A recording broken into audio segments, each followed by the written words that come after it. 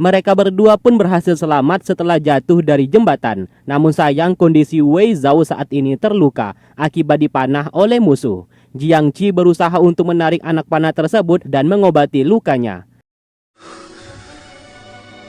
让东西帮我止血。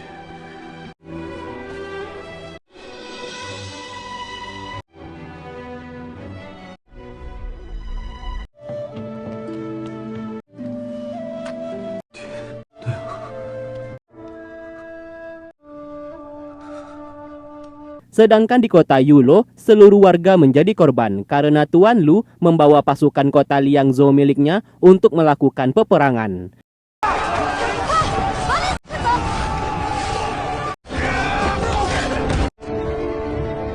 Terlihat Pei Yan sedari tadi hanya diam dan sangat marah atas tindakan yang dilakukan oleh Tuan Lu saat ini. Sementara Hong Ye, wali kota baru saat ini, berperang didampingi oleh Reki anaknya, beserta pasukan kota Yulo, menghadapi pasukan musuh. Sesaat, sang ayah meminta Reki untuk segera mundur dalam membantu warga agar masuk ke dalam kota. Meski Reki tidak mau dan tetap ingin berperang bersama ayahnya, namun ia terus dipaksa demi keselamatan seluruh warga kota Yulo.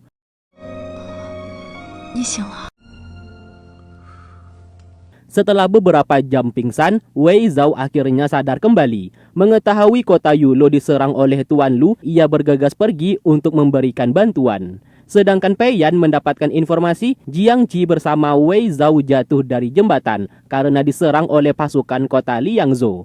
Hal itu membuatnya sangat terkejut. Ia sadar Wei Zhao pasti baik-baik saja. Apabila jembatan jalur belakang kota Yulo sudah dihancurkan, bisa dipastikan Wei Zhao membawa Jiang Qi untuk masuk ke kota Yulo melewati jalur depan. Ia pun berkata kepada Tuan Lu kalau ia akan turun berperang. Padahal itu hanyalah sebuah alasan saja.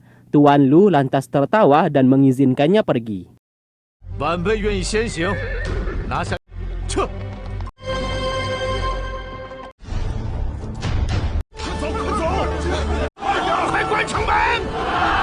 Sedangkan tetua Hong Ye berhasil memasukkan seluruh warganya ke dalam kota. Ia pun berpisah dengan putranya di sana dan kini ia bersama pasukan kota Yulo bersiap untuk berperang.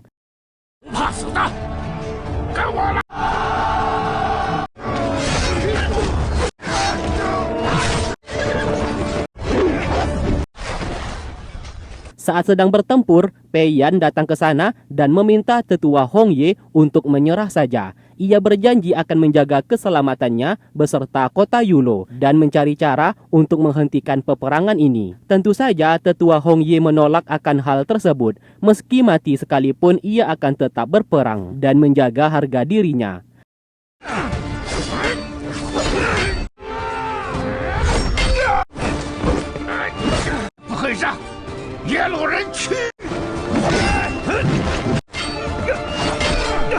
Tak lama kemudian, Wei Zhao bersama Jiang Qi datang ke sana. Mereka pun melihat tetua Hong Ye ditusuk dari belakang oleh pasukan musuh. Wei Zhao segera menariknya untuk naik ke atas kuda dan dibawa oleh Jiang Qi masuk ke dalam kota.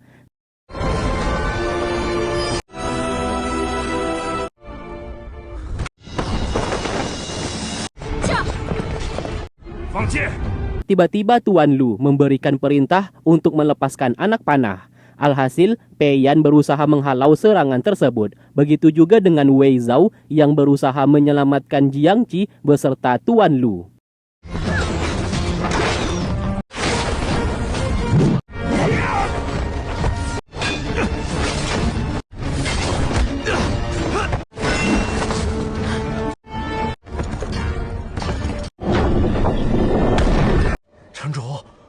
Singkat cerita, tetua Hong Ye akhirnya sekarat. Ia pun meminta Reki, putranya di sana, untuk menjadi seorang pria tangguh dan kuat dalam melindungi kota Yulo. Ia juga mengembalikan tusuk konde giok putih kepada Wei Zhao.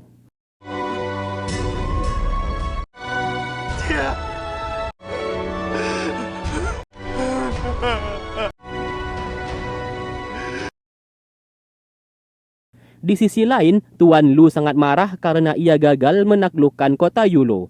Penasehatnya di sana yang bernama Tuan Si memberikan masukan, yaitu menggali sebuah terowongan bawah tanah supaya bisa masuk ke dalam kota Yulo secara diam-diam. Apabila berhasil, maka mereka bisa menaklukkan kota tersebut. Mendengarkan itu, Tuan Lu mengikuti ide darinya. 我军暗中行事路，措手不及。依你的办。 Sementara itu, Peiyan melihat warga dari kota Yulo yang berhasil diculik. Peiyan menyadari Tuan Lu akan menggunakan nyawa dari warga tersebut sebagai bahan ancaman supaya kota Yulo mau menyerah. 每逢战乱，苦的都是只怕罗公想让他们来攻城。 Akhirnya, pasukan kota Liangzhou mulai menggali terowongan bawah tanah yang dapat menembus langsung ke dalam kota Yulo. Tanpa sengaja, Paman Ping melihat itu. Ia lantas kembali dan melaporkan kepada Wei Zhao. Karena hal tersebut, Wei Zhao memerintahkan mereka untuk terus mengawasi jangan sampai pasukan musuh bisa masuk ke dalam kota mereka.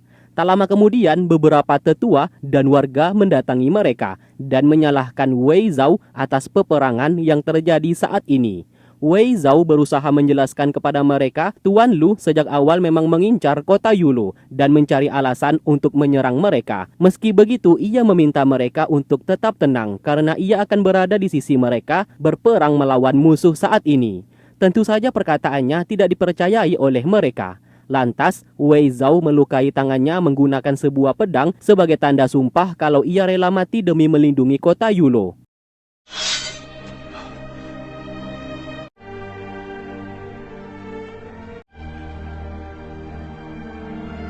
Singkat cerita, esok hari pun tiba. Jiang Qi merasa kasihan melihat kondisi Wei Zhao saat ini. Terlebih lagi, ia dibenci oleh semua orang di kota Yulo.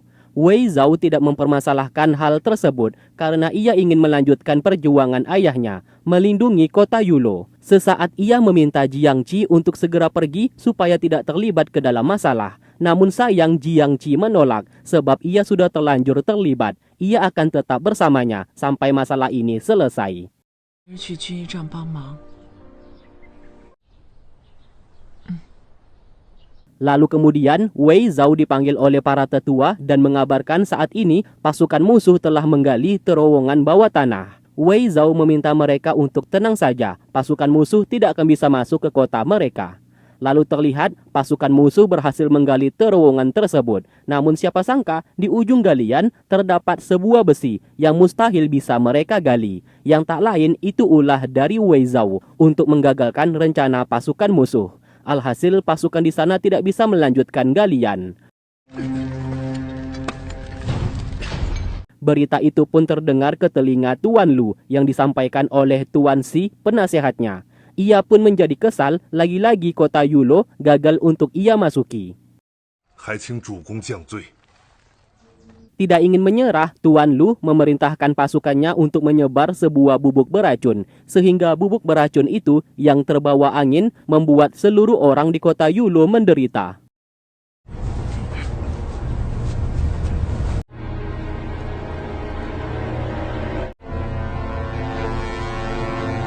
Lalu keesokan harinya, warga yang terkena racun mulai dikumpulkan dan dikirim keluar dari kota Yulo untuk mendapatkan perawatan. Jiang Qi yang bertugas untuk membawa mereka berjanji akan menyembuhkan racun di tubuh mereka. 我也是吉医，我会寸步不离地照顾大家，请大家相信我。 Sebelum Jiang Qi pergi, Wei Zhao memberikan layang-layang kepadanya. Apabila terjadi sesuatu hal, ia harus menerbangkan layang-layang tersebut untuk memberikan sebuah kode. 若有什么事，可以用来报信。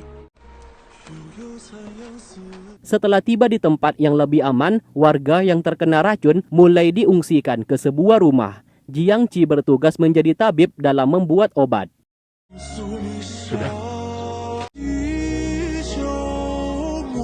Singkat cerita, Tuan Lu kembali datang untuk melakukan penyerangan. Kini ia menggunakan cara yang sangat tidak terpuji, yaitu menggunakan nyawa dari beberapa warga kota Yulo sebagai ancaman. Apabila kota Yulo tidak menyerah, maka ia akan membunuh seluruh tawanan. Alhasil, Tetua Ji dan beberapa warga menjadi panik. Bagaimana tidak, salah satu dari tawanan di sana adalah putra dari Tetua Ji.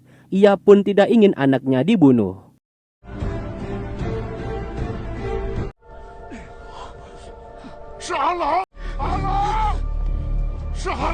Anak Tuan Ji yang bernama Ji Lang beserta seluruh tawanan siap dibunuh dan meminta kota Yulo supaya jangan menyerah dan jangan pernah membuka pintu gerbang untuk musuh saat ini.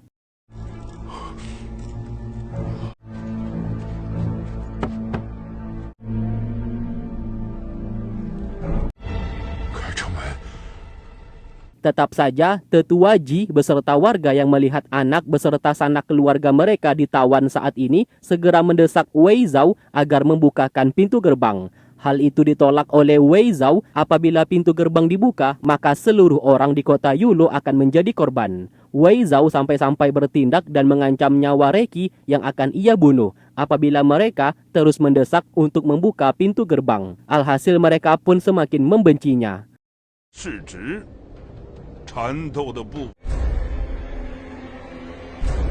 Akhirnya, satu persatu tawanan dihabisi tanpa tersisa atas perintah dari Tuan Lu karena pintu gerbang kota Yulo tidak dibuka.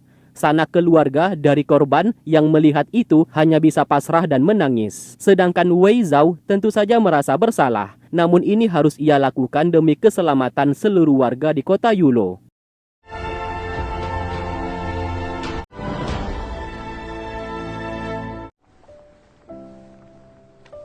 Singkatnya, semua warga mendesak Wei Zhao supaya membuka pintu gerbang. Mereka siap berperang sampai mati. Wei Zhao yang kesal atas kebodohan semua orang di sana langsung berkata, apabila gerbang dibuka, mereka semua akan mati. Bahkan kakek atau nenek-nenek beserta anak-anak yang tidak bisa bertarung juga akan mati sia-sia akibat kebodohan mereka. Dan kota Yulo akan lenyap seketika. Mendengarkan itu, semua orang pun langsung terdiam.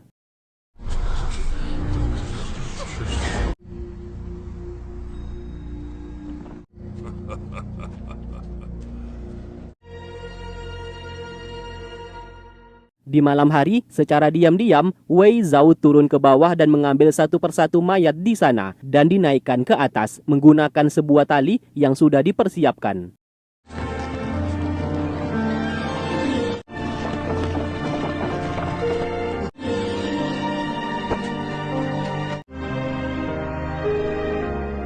Tindakannya itu pun ketahuan oleh Tuan Lu. Tentu saja Tuan Lu menjadi sangat marah dan mengutus pasukan untuk melepaskan anak panah. Wei Zhao beserta semua orang mulai bekerja keras untuk membawa seluruh mayat itu naik ke atas.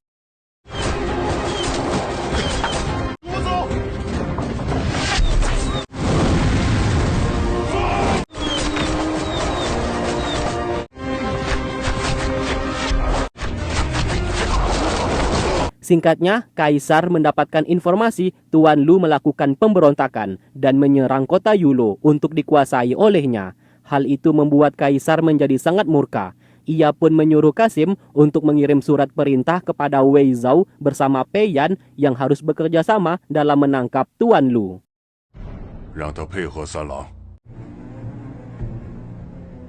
Setelah itu, Wei Zhao bersama Pei Yan saling bertemu dan kini mereka mendapatkan perintah Kaisar untuk bekerja sama dalam menangkap Tuan Lu. Saat ini, Pei Yan sudah tahu identitasnya yang merupakan Xiao Wuxia. Pei Yan mengajaknya bekerja sama dan ia berjanji akan merahasiakan identitasnya itu dari Kaisar. Namun dengan satu syarat, ia harus mengembalikan buku rahasia komunikasi antara ibunya dengan Tuan He. Tentu saja mereka berdua akan saling menjaga rahasia satu sama lain. Pei Yan menjaga rahasia identitasnya, sedangkan Wei Zhao menjaga rahasia mengenai ibu Pei Yan yang juga berencana melakukan pemberontakan.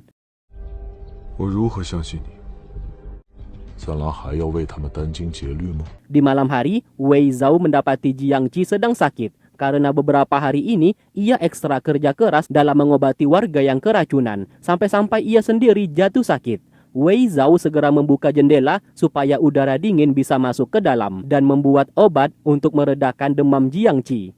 Setelah berhasil membuat obat, ia pun memberikan kepada Jiangqi. Di sanalah ia mengingat kembali kenangan masa lalu yang pernah dilewati mereka berdua, yang dimana Jiangqi sudah banyak membantunya. Tidak sedikit, Jiangqi hampir tewas terbunuh demi melindunginya. Wei Zhao merasa bersalah karena sudah menyakiti dan memanfaatkannya selama ini.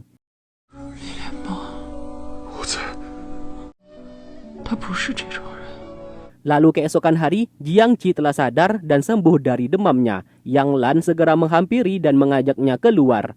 Ternyata warga yang keracunan kini sudah sembuh. Mereka semua mengucapkan terima kasih kepada Jiang Qi yang dianggap sebagai pahlawan mereka. Jiang Qi sangat senang melihat mereka baik-baik saja.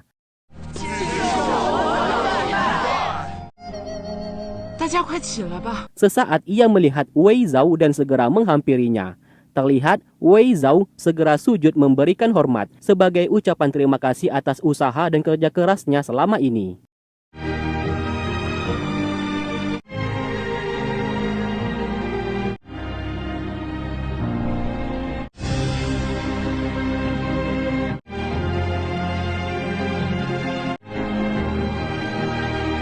Singkat cerita, Jiang Qi bertanya apakah ia pernah datang untuk mengobatinya atau tidak di saat ia demam kemarin. Wei Zhao berbohong dan mengaku tidak ada. Jiang Qi lantas tersenyum karena ia tahu Wei Zhao sedang berbohong sebab di saat itu ia tak sengaja menemukan permen di lantai yang dimana itu adalah milik Wei Zhao yang tandanya ia pernah datang di saat ia sedang sakit kemarin. Tiba-tiba, Wei Zhao menggendongnya supaya ia tidak kelelahan dan jatuh sakit lagi. Jiang Qi merasa sangat senang atas perhatian yang diberikan kepadanya.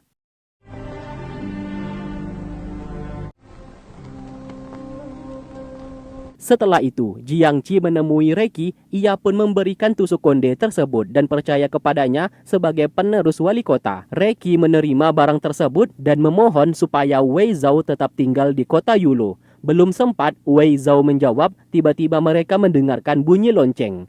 Mereka pun bergegas pergi ke tengah lapangan, yang ternyata Tuan Lu sudah mengirim beberapa mayat warga dari kota Yulo sebagai bentuk ancaman. Sanak keluarga yang menjadi korban tentu saja sangat bersedih, karena ada ibu, ayah, dan anak mereka yang tewas dibunuh. Lagi-lagi mereka menyalahkan Wei Zhao karena tidak mau menyerah dan terus melawan Tuan Lu. 这是我们共同的决定。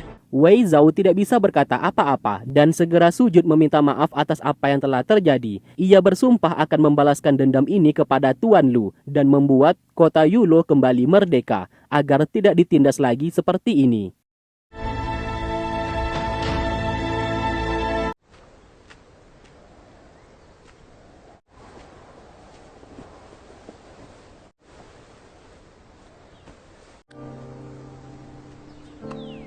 Singkatnya, setelah semua orang bubar, Jiang Qi menghampirinya yang terlihat masih sujud. Ia menghangatkan tangan Wei Zhao dan memeluknya. Di sanalah Jiang Qi hendak berkata kalau ia menyukainya. Namun belum sempat mengatakan hal itu, Wei Zhao mengajak ia untuk pergi karena salju telah turun dan udara sangat dingin.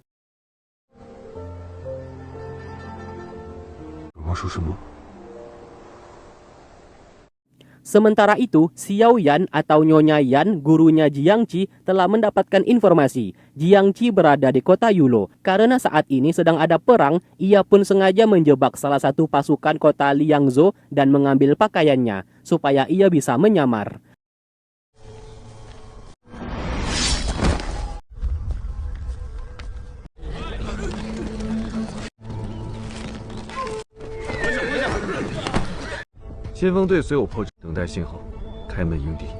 Lagi-lagi Tuan Lu kembali menggunakan warga tidak bersalah untuk ditumbalkan, supaya kota Yulo tidak bisa menyerang mereka dan membuka pintu gerbang.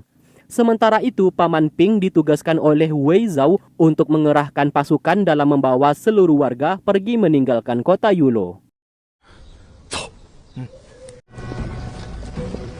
Kembali ke medan perang, Tuan Lu memberikan waktu setengah jam apabila gerbang kota Yulo tidak segera dibuka, maka warga yang ditumbalkan saat ini akan ia habisi. Mendengarkan itu, Wei Zhao segera memberikan kode dan seketika banyak sekali layang-layang diterbangkan.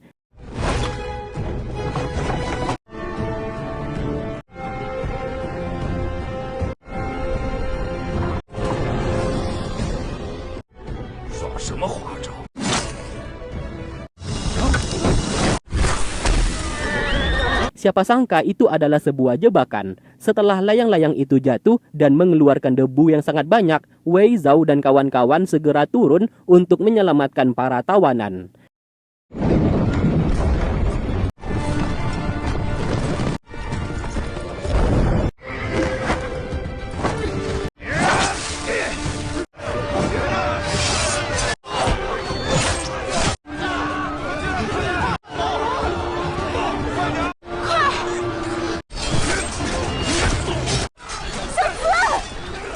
Jiang Qi kebetulan keluar untuk membantu tawanan masuk ke dalam kota. Di sanalah si Yao Yan, gurunya itu, melihatnya di sana dan segera memanggilnya. Jiang Qi begitu sangat senang bisa bertemu kembali dengan sang guru.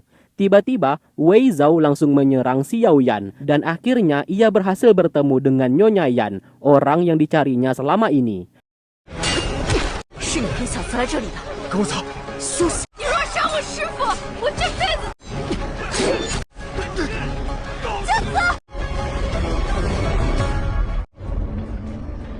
骗我来月落，就是为了抓我师傅。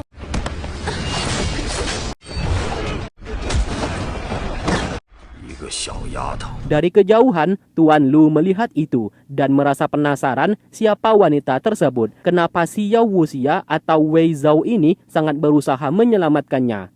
Dari sinilah ia mulai berencana untuk menculik Jiang Qi.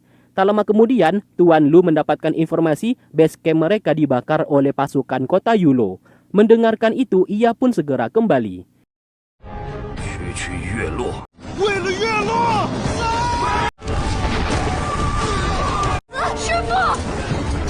Sedangkan Pei Yan memanfaatkan situasi dengan turun ke medan perang dan berniat untuk membawa Jiang Qi pergi. Namun tindakannya dihentikan oleh Yang Lan. Siapa sangka Jiang Qi diculik dan dibawa oleh pasukan musuh.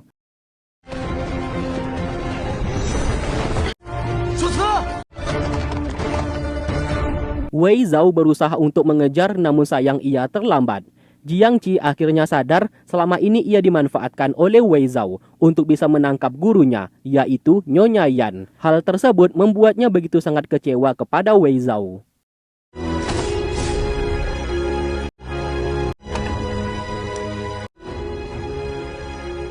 我不想让你走。